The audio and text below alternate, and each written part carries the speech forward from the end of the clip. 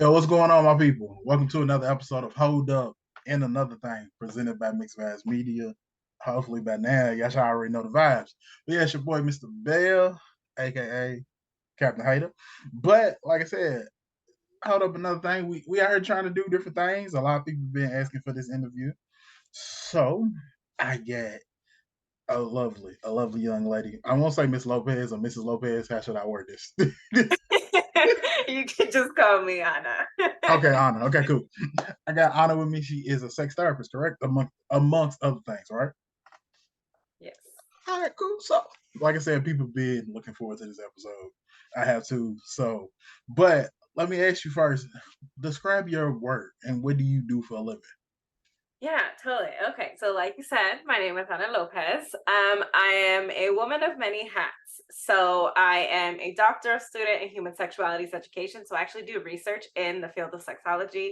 I am a certified sex and life coach. So, I do coaching in terms of like sex, relationships, intimacy, all of that. I am a proud Latina. So, I mainly work with Latina population. My research is in the community of Latinos, specifically women. However, I talk to everybody about all things sex, and I'm really interested in pleasure and essentially our socialization as individuals. So, the messages we received growing up, and how that then impacts our ability to receive pleasure as adults. Okay. Well, start there. Do you think so? Pleasure as younger, it's obviously it changes becoming an adult. But what are some of the big changes? Totally. Yeah. So I think oftentimes when I say the word pleasure, people automatically assume sex. And I'm Mhm. not sure why. I think that's so interesting. But pleasure to me just means enjoying yourself, Okay. right? So, like, the same way in which I can enjoy an orgasm is the same way in which I can enjoy tacos. Like, it's experienced the same in my body in the sense, like, the physical sensations that are happening, right? And so I think it's helpful to think about it in that way, especially as individuals, which we all are getting older, right? Like our pleasure changes, and in the sense of like what feels pleasurable to us. So I think I answered the question.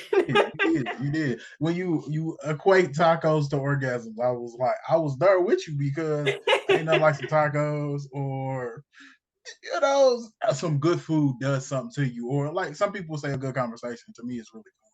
But just Totally. things, experiences that equate with Yes. pleasure or whatnot.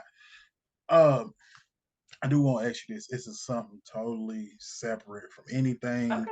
I'm about to ask you. But you brought up tacos.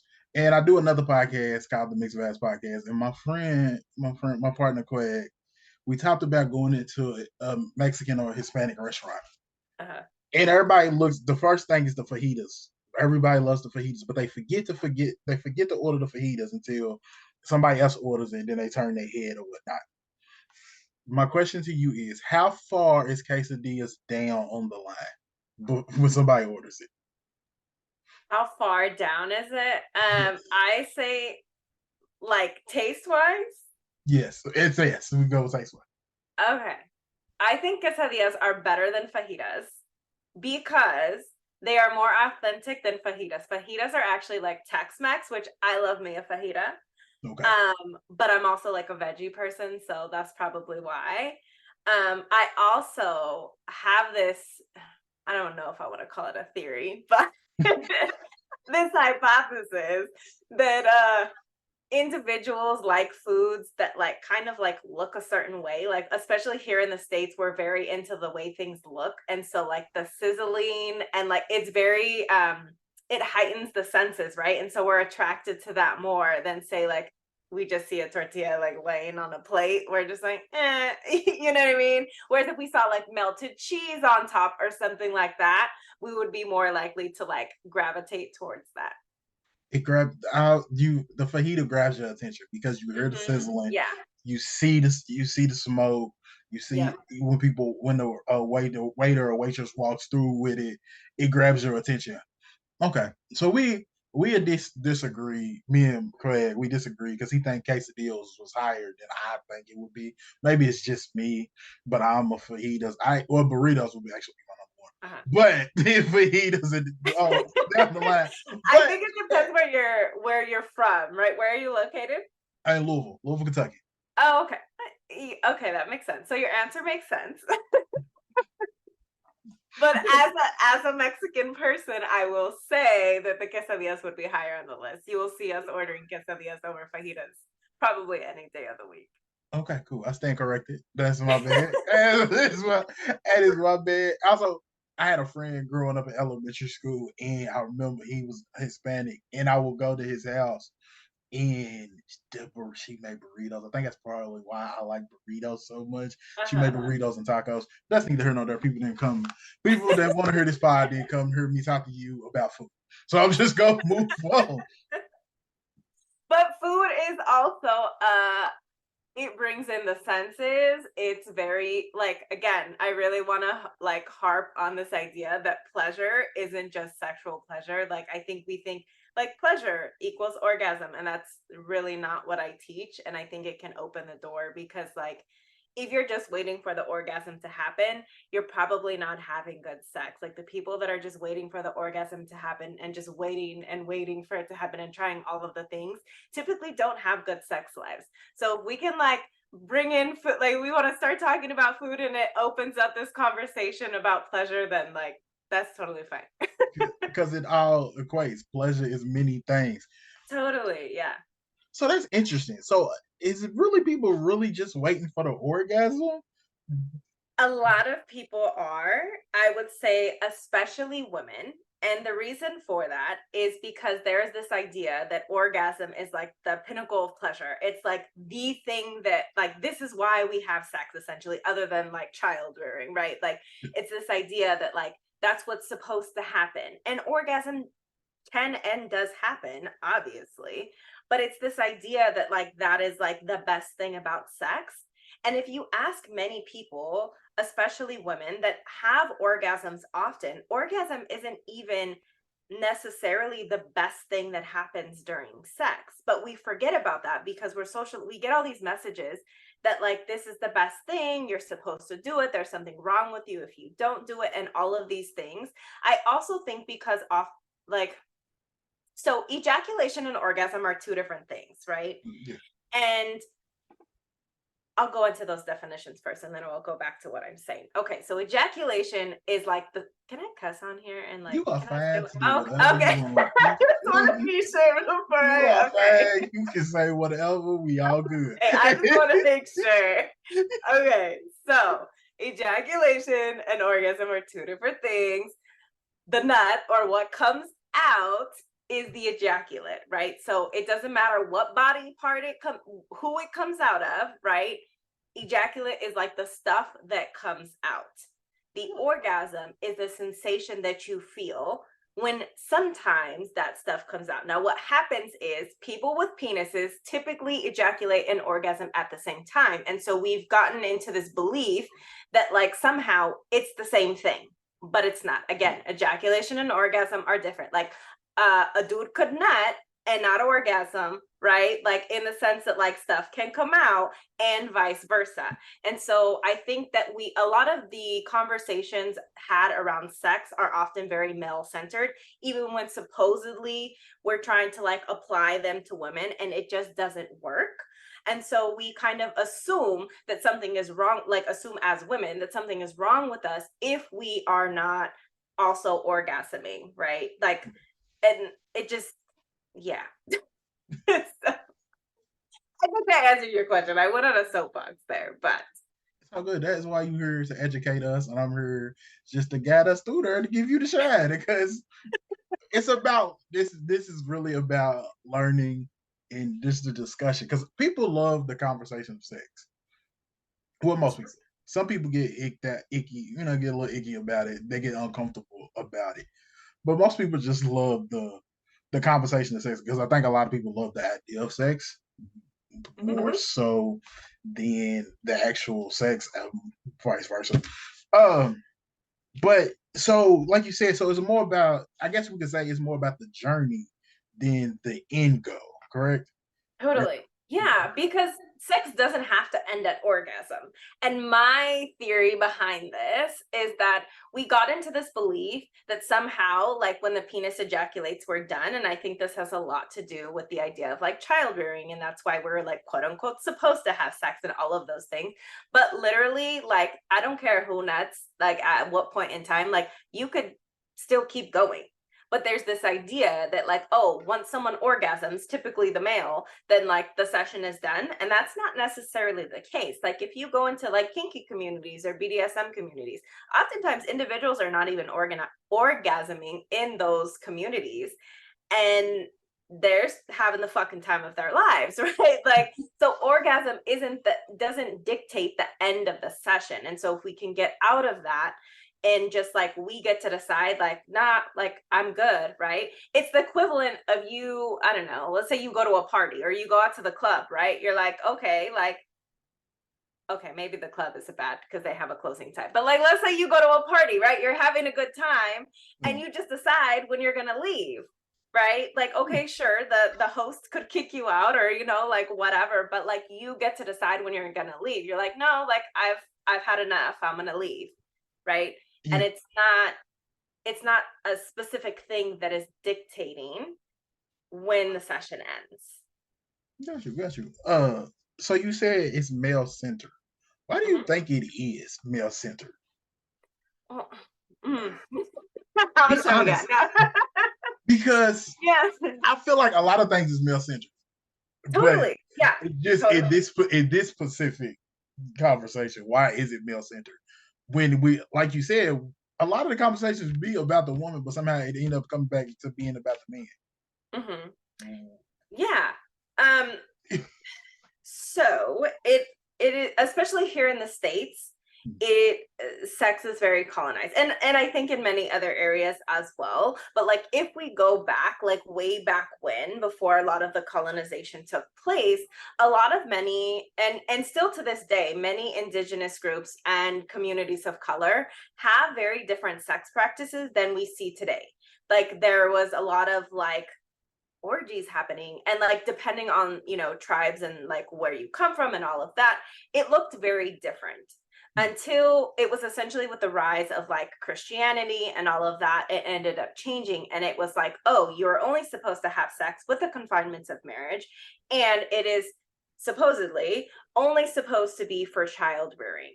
And so in order for that to happen, the penis owner then has to ejaculate, and it becomes less about like what is going on with the woman in this situation. It's like, oh, we're just trying to have a baby type of thing. Right. And I think over time that conversation has just been like, or that message, kind of has been passed down. A lot of things get passed down that's not supposed to be, but it's another conversation for another day. All right, so we're here. So I guess I'll go ahead and ask, why is it that men struggle with pleasing women and knowing women's body? Is it because we don't take the time to listen and ask, or we just don't care? It's okay to say we just don't care. Okay. I don't think, maybe for some people, I think that they don't care. I think it's that there's this misconception that every single person, and this happens with all sexes and all genders across the board, is that like men and women experience sex differently, and we each like specific things. So like men like this thing and women like this thing, and that is not true. Every single individual, I don't care if you get another Latina that is the same age as me, like whatever, we are going to like different things. And so we've been taught that there's like the way, right? Or which is read like the better way or the best way, the most effective way in order to get our partner off. And that's really just not the case, right? Because there are women that fucking love anal, and there are other women that are like, absolutely not. And that goes the same for men, right? And so it's really this idea that we go into, and we all do this in all areas of our life. So this is not to like judge or blame y'all, and don't use my words against yourself to be shitting on yourself, anyone listening. But we go into life with our own biases, right? We approach anything with life with our own experience, our own biases. So I'm like, so let's say I go to have sex with a new partner today, and I'm like, well, my last partner liked this thing, so let me do this, right?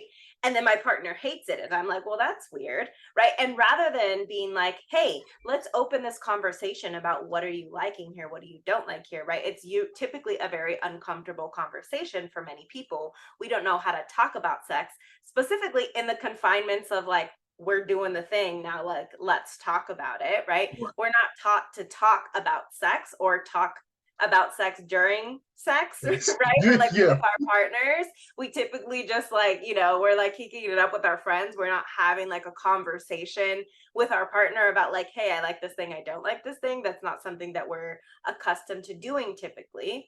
So we just continue doing the thing, and we either blame ourselves, blame our partner, both. We just decide not to have sex, right? And so it's really about getting comfortable having conversations about sex with your partner and recognizing that every single person is different.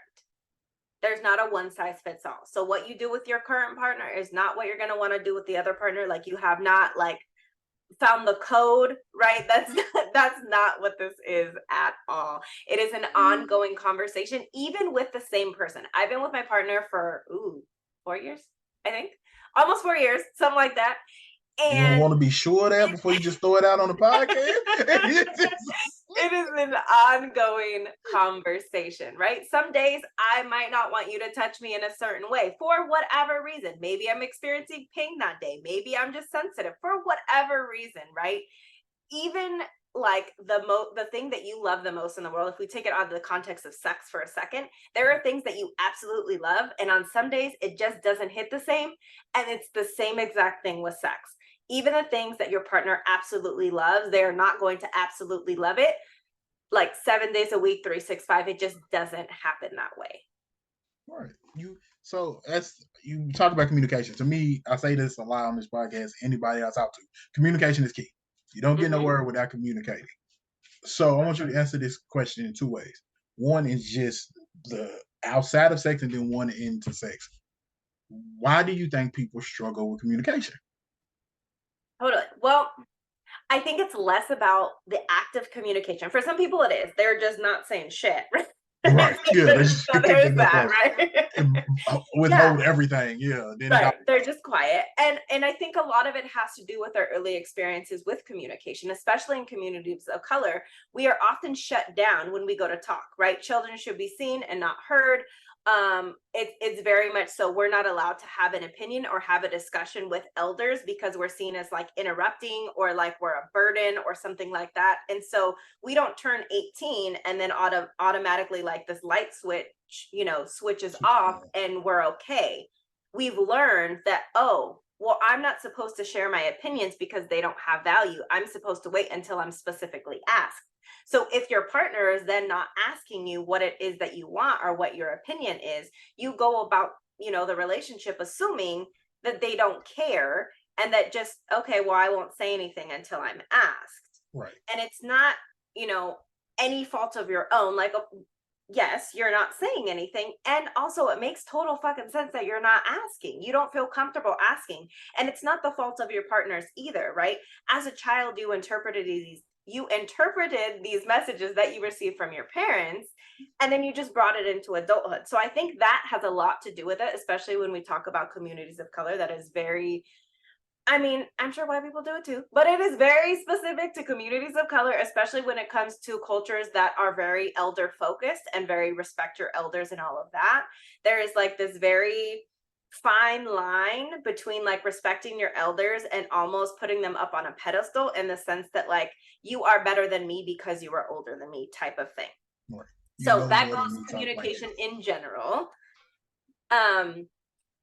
So communicating is essentially just sharing whatever's coming out of your mouth. Like, I'm communicating to you right now, you are communicating to me. I think a larger issue is effective communication. We just assume that just spitting out whatever we have to say is effective, and that's not necessarily true, because what I might tell you what I want, but that doesn't mean that you're going to receive it in the way that I mean it. And that is because we interpret things differently. We are raised differently. Even people that are raised with similar backgrounds, similar parenting styles, we are going to interpret things differently. That's just, we are not robots, we are humans. And so when we talk about effective communication, it's really about, let me not talk to this person like they're dumb, but assuming that they don't know what I'm talking about, because more than likely they probably don't, because they are not in your brain.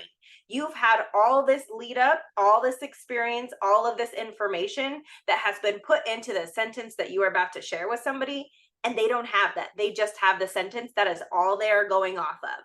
They have no evidence to back it up. They're literally using their biases, their history, their experience to kind of interpret that message, and we don't get that. Like, we're just like, well, they should fucking know what I was talking about. How do you not understand what I just said? And I understand it is very frustrating.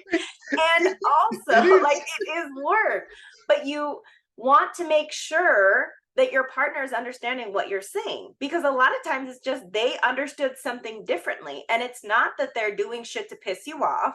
It's not that they're blatantly ignoring you. They understand, they misinterpreted, right? They interpreted something differently.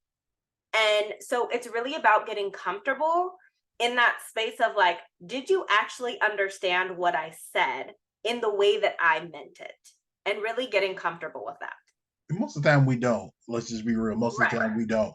And then it turns into something that it don't have to be.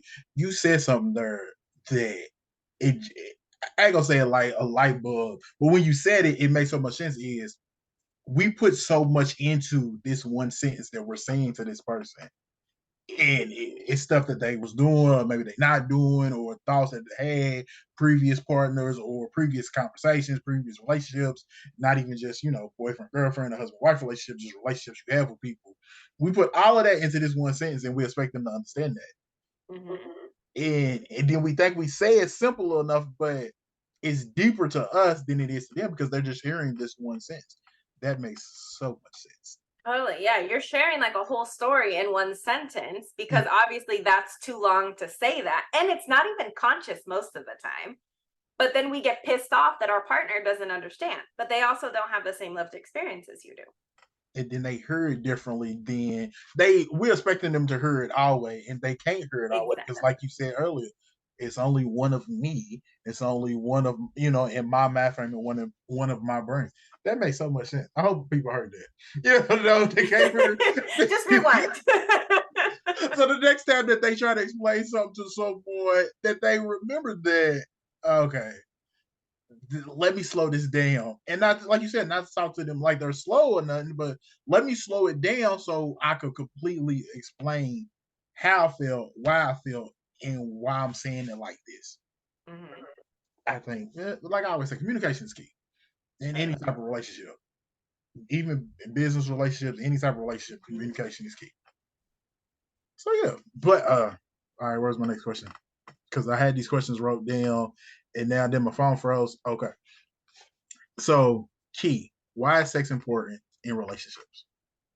Yeah, so I think this is a very specific answer, right? Or specific question, in the sense that it's going to depend on each individual. So the importance that someone places on sex is going to be different than like the other person, than the next person, right? So it's very, basically the answer is it depends on the person.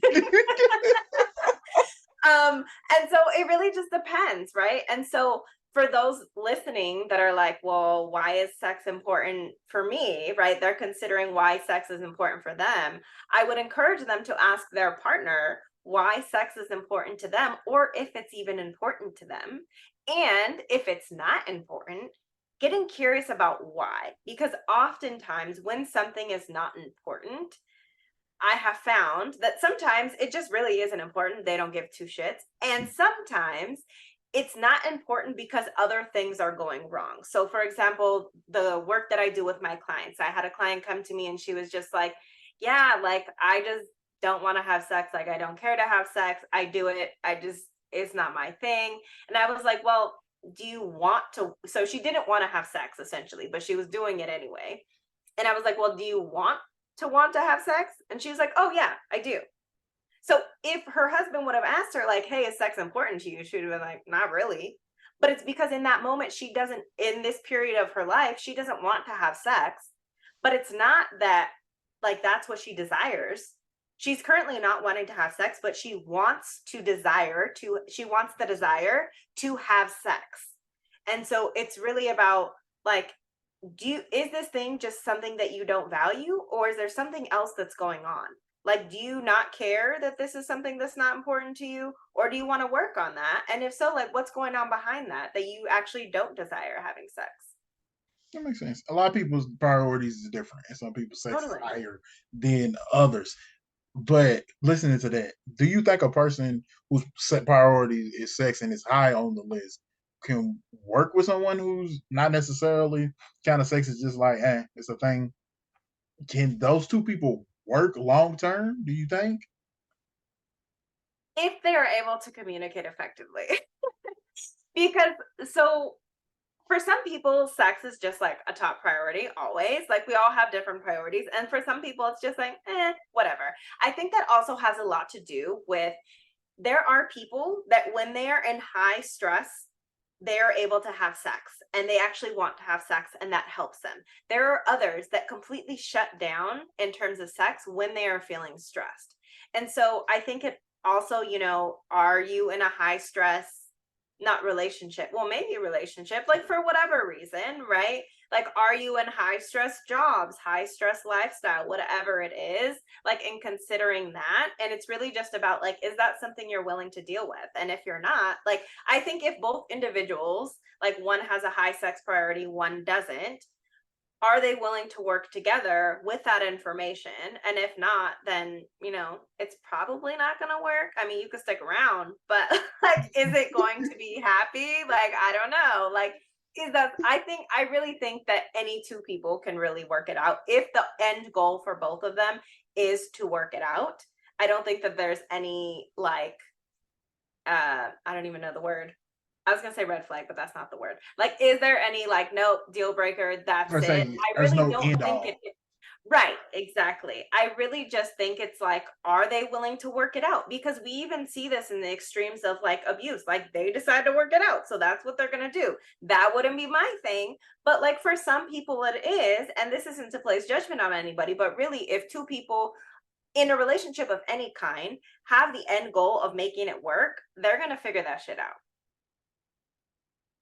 That's that's key. There's so many other questions I want to ask you, but because I like it's one like I said, it's one like she gave me a list of questions to ask, and I'm like, it's I'll not come gonna back. be like a questionnaire. This is not what we doing. This ain't just specifically for you. It's just not what we Tell her to book a quickie call with me and we will talk. like. She like really. Let's send me a list of questions, and I'm like, yo, this ain't this and this ain't that. Okay, relax, relax. But so before we go, I do want you said something about sex and stress. Can sex be a stress reliever for some people? For some Is it, people, yes. and For some people, it's oh, go not too ahead. crazy. It's not too crazy when somebody says, "Now, sex is a stress reliever." Yeah, for some people it actually is, and that's kind of like their coping mechanism. That's like their go-to. Whereas some people go for, I don't know, a run or, whatever. Like, for some people it is very helpful, and either it's the act of sex. For some people it's just having an orgasm, so they're like, oh, let me go bust a nut so I can, like, feel better, kind of thing. For some people, they literally are unable to get aroused when they are stressed, and that's totally normal too. It's kind of just dependent on the person. Yeah, it's a different strokes for different folks. Everybody's Hmm. different. All right. Well, I thank you for doing this podcast. We've been trying to get this in for a long time. Hopefully, I ain't hold you for too long or whatnot. Not at all. But anything you want to shout out or anything you want to say before you go? Yeah, I mean, if people are, have more questions, they want to talk, like, feel free to hit me up. I'm on Instagram, TikTok, Facebook, Sex and Spanglish. I'm mostly on TikTok and Instagram, by the way. But my DMs are always open if anybody has any questions. Yeah. All right, cool, cool. Thank you for doing the podcast. All right, y'all. No, this has been another episode of Hold Up in Another Thing presented by Mixed Vibes Media. Y'all already know the vibes. You catch us on Apple, Spotify, Pandora, because you know they love us over on Pandora. Why? I don't know, but they do. So shout out to Pandora and iHeartRadio, amongst other all your podcasts and websites and apps and all that good stuff. But I am your boy, Mr. Bell, and we're going to catch y'all on the next time.